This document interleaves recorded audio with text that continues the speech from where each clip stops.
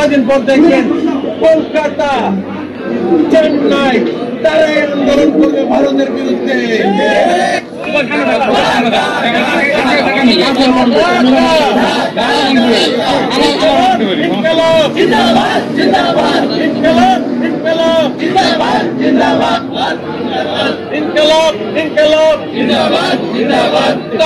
হামলা কেন? জবাব চাই দিতে হবে। দূতাবাসে হামলা কেন? হবে ভারতীয় অগ্রসর বুকের ডাল দিতে হবে। তাদের ব্যবসা, ট্রান্সপোর্ট, হোটেল, রেস্টুরেন্ট সবকিছু বন্ধের মধ্যে হয়ে গিয়েছে। ঢুকে ঢুকে শেষ করতে হবে। এবং বাংলাদেশ নিয়ে তোমরা নাড়াচাড়া করতেছো। তোমরা বলো বাংলাদেশ তোমাদের চাই।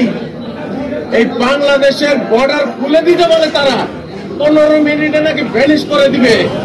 আমি তোমাদের বলতে চাই, একদম করে দিতে চাচ্ছি। বাংলাদেশ নিয়ে চিন্তা করো না, ভারত খন্ড খন্ড করে ছেড়ে দেবো। তার আগে চিন্তা কর তোরা ভারত কিভাবে শুধরাবি। বাংলাদেশ নিয়ে মাতামাতি করিস না। বলে বাংলাদেশ নাকি দখল করে ফেলবে। আমি বলতে চাই, তোমরা যদি বাংলাদেশ দখল করতে চিন্তা করো, আমাদের বাংলাদেশের মধ্যে যে ক্যান্টনমেন্ট গুলো আছে, সেই ক্যান্টনমেন্ট হলো মাদ্রাসার ক্যান্টনমেন্ট। ক্যান্টনমেন্টে এক একটা জিয়াদি পয়দা হয়ে আছে। যদি চিন্তা করো বাংলাদেশে আসবা, এই ক্যান্টনমেন্টের সৈন্যগুলা সব বর্ডার পার করে ভারতে ঢুকে কলকাতা, আগরতলা, 7 সব দখল করে ভারতকে খন্ড খন্ড করে জিয়াদ বিজয় করে বাংলাদেশে ফিরে আসবে।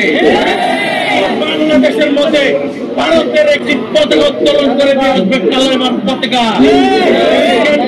সৈন্যরা কখনো মাঠে নামবে না জন্য, বিমান পৌঁছানোর জন্য নামবে, দেশ সংস্কারের জন্য নামবে।